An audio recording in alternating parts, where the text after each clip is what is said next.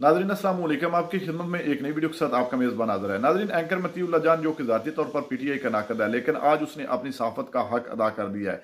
साबिक़ attorney general और मुशीर सदर ममलूकत बराए कानूनी अमूर अरफान कादर को लाइव शो में सामने बिठाकर काजी फैज़ ईसा जो कि चीफ जस्टिस ऑफ पाकिस्तान है, उनकी एक्सटेंशन के बारे में और इस जाली ऐनी तरमीम में एस्टेब्लिशमेंट का क्या रोल है और इस जाली ऐनी तरमीम की कुछ चंद एक ऐसी वीडियोज़ चला कर इस तरह के सख्त और कड़वे सवालात किए हैं जिसको लेकर अरफान कादर झूठ बोलने लग गया, जिस पर मतीउल्लाह जान ने ऐसी छतरोल की कि शायद इससे पहले आपने इस तरह की वीडियो ना देखी होगी। नाज़रीन, वीडियो मुलाज़ा फरमाए, फिर इस पर मुकम्मल तफसील आपके सामने रखते हैं। कोई आठवीं राज तो नहीं है ना सर, वो 239 की पार्लियामेंट है, अवाम को सामने रखें। जान साहब 239 का जो तरीका कार है वहाँ ये नहीं लिखा हुआ कि अवाम की डिबेट। 19A में क्या है जी? 19A क्या है? अवाम का जानने का कोई हक नहीं है। अवाम भेड़ बकरी है कि तो उनको बाद में बताएंगे कि जब हो जाएगा। अटॉर्नी जनरल ऑफ पाकिस्तान और मुशीर बराए कानूनी अमूर ईमान सदर जनाब इरफान कादर हमारे साथ हैं। कराची में आज ऑल पाकिस्तान वकला कन्वेंशन हुआ जिसमें मुख्तलिफ वकला तंजीमों और उनके अहदेदारानों ने शिरकत की और बड़ी ज़बरदस्त तकारीर हुई वहाँ पे। और जो हुकूमती आइनी पैकेज है जिसका बकौल खुद वकला के अभी तक पता नहीं है कि हुकूमत का कौन सा पैकेज है, उसके हवाले से बड़ा सख्त रद्द-ए-अमल आया है वकला तंजीमों का। आपको सुनाते हैं। जो तरमीम लाई जाएंगी वो उस आइन के चेहरे के ऊपर काले धब्बों की तरह वो दूर दूर दूर से नजर आएगा। मैं इस तरमीमी बिल को जो मैंने पहला ड्राफ्ट पढ़ा था जो 27 सफ़ात पे मुश्तमिल था, मैं इसको एक हाइब्रिड निज़ाम का प्रोविजनल कॉन्स्टिट्यूशनल ऑर्डर समझता हूँ।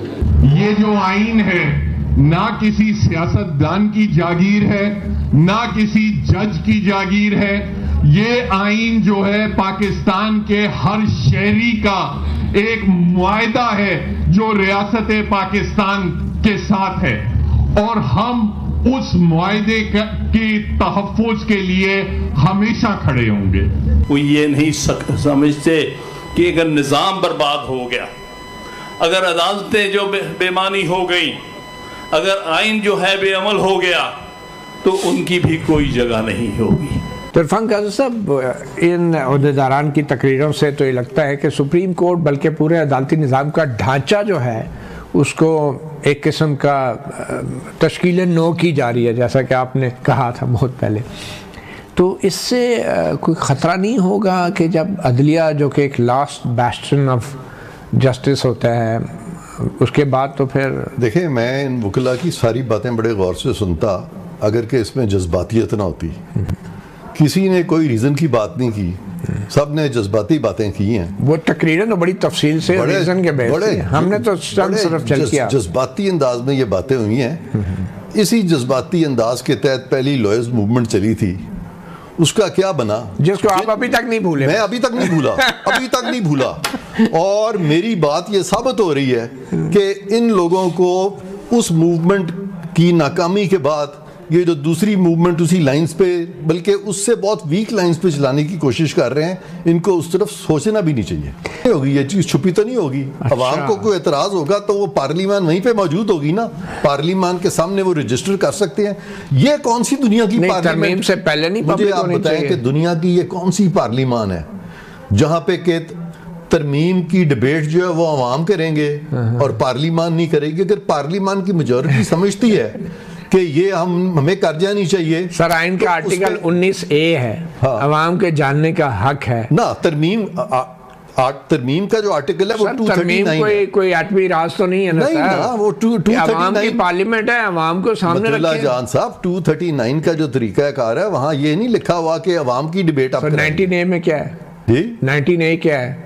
अवाम का जानने का कोई हक नहीं है। अवाम भेड़ बकरी है कि तो उनको बाद में बताएंगे कि जब हो जाएगा अवाम का हक उनके आगे चारा डाल दिया जाएगा। जब हो जाएगा, इसीलिए तो असेंबली बनी हुई है, जब हो जाएगा तो अवाम को पता चल जाएगा। अच्छा, हाँ। वैसे काजी फैसा की ये सोच नहीं है जो आपके लिए बहुत नागज़ीर है। इंशाल्लाह मुझे जब सुनेंगे तो मेरी वो बहुत सारी बातें मेरी वाली करते हैं अब। अच्छा, मैंने उनमें एक बड़ी तब्दीली देखी है। उनके बहुत सारे जुमले वो हैं जो मैं आज से कोई 10-10 साल पहले करता था और मैं बड़ा खुश हूँ इस चीज़ से कि हमारे जज साहिबान जो हैं وہ اپنی ایک ہی ڈگر پہ نہیں چلتے. اور فائز عیسیٰ کی تعریف کرتا ہوں جج صاحب. ناگزیر ہو گئے آپ؟ نہیں، میں ان کی تعریف کرتا ہوں کہ انہوں نے بہت ساری باتیں جو ہیں وہ چودھری کوٹ سے ہٹ کے کی ہیں. انہوں نے ریزن کی طرف اپنے آپ کو لے کے آئے ہیں. جب پی سی او ججز کے خلاف فیصلہ آیا تھا، قاضی فائز عیسیٰ نے، آپ کو پتہ ہے نا، افتخار محمد چودھری کو جب ہٹا دیا تھا جنرل مشرف نے 3 نومبر کو، آپ تو جج بن گئے تھے جنرل مشرف کے پی سی او پہ. یہ جھوٹ ہے.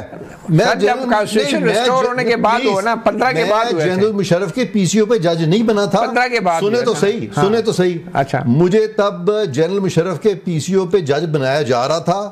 مجھے کہا گیا، میں نے انکار کر دیا. ٹھیک، یہ کسی کو نہیں پتا. میں نے انکار کر دیا. پھر کیا ہوا؟ پھر 15 کے بعد جب میں نے کیوں انکار کیا تھا؟ میں نے اس لیے انکار کیا تھا کہ اس وقت میرا خیال تھا کہ مجھے کم از کم یا چیف جسٹس بنائے ڈائریکٹلی، یا مجھے سپریم کورٹ کا جج بنائے. اچھا، اس وجہ سے انکار کیا. ادروائز پی سی او پہ کوئی اعتراض نہیں تھا. مجھے کوئی اس طرح وہ جو حلف اٹھانا تھا جنرل صاحب میں آپ کا وفادار رہوں گا، نہیں جنرل صاحب کا نہیں، آئین کا.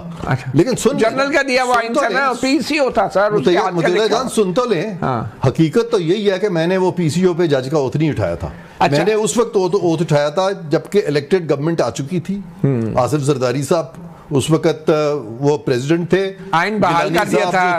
آئین بحال ہو چکا تھا. دسمبر کے بعد میں نے آئین کے نیچے حلف اٹھایا تھا، اور یہ سب جھوٹ بولا گیا میرے بارے میں کہ میں نے کبھی پی سی او. لیکن پھر آپ کو ہٹایا بھی گیا. میں نے تو آپ سے ویسے بات کی ہے کہ اگر مجھے پی سی او کا حلف اٹھایا جاتا اور مجھے وہاں عوام کی خدمت کرنے کا موقع ملتا تب بھی آپ کرتا اور جائز فیصلے کرتا. قاضی صاحب نے تو پریکٹس ہی چھوڑ دی تھی جنرل مشرف کے پی سی او. ان کی اپنی مرضی ہے. دیکھیں قاضی صاحب کے اب وہ آپ کے لیے ناگزیر ہو گئے ہیں. نہیں، میں نے تو نہیں کہا میرے لیے ناگزیر. آپ کے خیال میں اس سسٹم کے لیے ان کی صرف تعریف کی ہے کہ بہت ساری ان کا وہ جو ایک خیال تھا نا کہ جی وہ بہت سٹبن ہے، وہ ان میں لچک ہے اور لچک ہونی چاہیے. آپ یہ کہہ رہے ہیں اب ان میں لچک آ گئی. اچھی بات ہے. وہ ریزن کی طرف انسان کو جانا چاہیے. میرے بھی جو خیالات تھے اوور دی ایئرز چینج ہوئے ہیں، ان کے بھی خیالات چینج ہوئے ہیں، آپ کے بھی چینج ہوئے ہیں، سب کے چینج ہوئے اور چینج ہونے چاہیے خیالات. اچھا، ویسے قاضی فائز عیسیٰ اور جسٹس منصور علی شاہ میں کیا فرق نظر آتا ہے آپ کو؟ نہیں، میں اس پہ نہیں کمنٹ کرنا چاہتا. کوئی فرق نہیں ہے؟ مجھے ضرورت نہیں ہے اس پہ کمنٹ کرنے. اچھا، آپ کہہ رہے ہیں کہ نظام کے لیے قاضی فائز عیسیٰ ناگزیر ہے یا نہیں ہے؟ نہیں، نظام کے لیے تو ہم میں سے کوئی بھی ناگزیر نہیں ہے. کوئی بھی نہیں ہے. کل کو تو لیکن آپ کو لگتا ہے کہ قاضی فائز عیسیٰ ہم سب نہیں ہوں گے. قاضی فائز عیسیٰ نے اپنا تھوڑا سا ویو چینج کیا ہے مختلف معاملات میں؟ آپ کو لگتا ہے امپروومنٹ ہوئی ہے؟ قاضی فائز عیسیٰ نے بہت ساری چیزیں اچھی کی ہیں. مثلا ایک تو انہوں نے وہ ایک بڑی سادگی اپنائی ہے. اچھا. اور وہ جو انہوں نے بہت سارے فیصلے جو انہوں نے دیے ہیں، جو پچھلے جو بندیال کورٹ کے غلط تھے، وہ سارے ان کی جو درستگی کی ہے، اس کا کریڈٹ تو آپ قاضی صاحب کو دیں گے نا. کریڈٹ تو ان کو تاریخ ہی دے گی جو دے گی. نہیں، دیکھیں ایک چیز اگر ایک چیز آپ کی منشا کے مطابق نہیں ہے، اور 4 چیزیں انہوں نے منشا کی 4 چیزیں انہوں نے آئین اور قانون اور منطق کے مطابق کی ہیں، تو ہمیں کم از کم ان کی اچھی چیزیں. اچھا، آخر میں یہ بتا دیں کہ یہ جو آئینی مسودہ ہے، اس کے پیچھے اسٹیبلشمنٹ کا ہاتھ ہے؟ اسٹیبلشمنٹ، دیکھیں اسٹیبلشمنٹ جو ہے نا وہ ڈائریکٹلی بیچ میں نہیں ہے. ڈائریکٹلی نہیں ہے. پیچھے ہے یا نہیں ہے، یہ اس کا علم جو ہے نا صرف اللہ تعالیٰ کو ہے. ہم لوگ تو اسیسمنٹ کر سکتے ہیں. وہ آپ نے چونکہ یہ بات کی ہے تو آپ کو پتا ہوگا. مجھے ہی نہیں سر، ساری دنیا کو پتا ہے. ناظرین، آپ نے ویڈیو ملاحظہ فرمائی ہے. ناظرین، جس طرح مطیع اللہ جان نے لائیو پروگرام میں ویڈیوز چلائی ہیں، وکلا کنونشن ہو رہا تھا کراچی میں، اور ادھر انہوں نے اپنا موقف پیش کیا ہے، جس میں واضح انہوں نے بتایا ہے کہ یہ ایک جعلی اور غیر قانونی آئینی ترمیم جو کہ وقتی گورنمنٹ جو ہے زور زبردستی اور طاقت کے بلبوتے پر اپنے اقتدار کو بچانے کے لیے یہ کروا رہی ہے، یہ کسی قانون کے دائرے میں نہیں آتی. ناظرین، اس وقت کے جو چیف جسٹس ہیں قاضی فائز عیسیٰ، وہ صرف ایک پارٹی کی مسلسل طرفداری میں لگے ہوئے ہیں، اور یہ جعلی آئینی ترمیم جو ہے یہ بھی انہی کی خاطر ان کو ایکسٹینشن دینے کے لیے کروائی جا رہی ہے. ناظرین، مطیع اللہ جان نے عرفان قادر سے جتنے بھی سوالات کیے ہیں، عرفان قادر کے پاس کسی سوال کا کوئی جواب نہیں تھا. ناظرین، کیونکہ جھوٹ بولنا جب سینئر صحافی سامنے ہو تو مشکل ہو جاتا ہے. ناظرین، یہ تو اس شخص نے، عرفان قادر نے بھی تسلیم کر لیا ہے دبے لفظوں میں کہ اسٹیبلشمنٹ کا رول ہے، اور اسٹیبلشمنٹ ہی اس آئینی ترمیم کو کروانا چاہتی ہے. ناظرین، اس وقت جو کچھ اس ملک میں دنگل فساد مچا ہوا ہے، چند ایک ایسے عناصر موجود ہیں عرفان قادر کی طرح तरह जो वाज़े बोल भी नहीं सकते और एक साइड पे भी नहीं लग सकते, बल्कि इस वक्त ही हुकूमत का ही साथ देते रहते हैं और प्रोग्राम में बैठकर झूठ बोलते रहते हैं। नाज़रीन, आज मैं मतीउल्लाह जान की जुर्रत को सलाम पेश करता हूँ, जिन्होंने इस इरफान कादर को भी खरी खरी सुना दी, इसको बताया कि तुमने भी अपने इक़्तिदार का नशा लेने के लिए, अपने आप को बचाने के लिए जनरल मुशर्रफ की पनाह ली थी और वही अब जो है वक्त दुराया जा रहा है। नाज़रीन, आपने वीडियो मुलाज़ा फरमाई। इस वीडियो के बारे में और खुसूसन इस शख्स इरफान कादर के साथ जो कुछ मतीउल्लाह जान ने किया उसके बारे में आपकी क्या राय, कमेंट सेक्शन में कीमती राय दीजिए। और अगली वीडियो तक आपने मेज़बान को दीजिए इजाज़त। अल्लाह हाफ़िज़।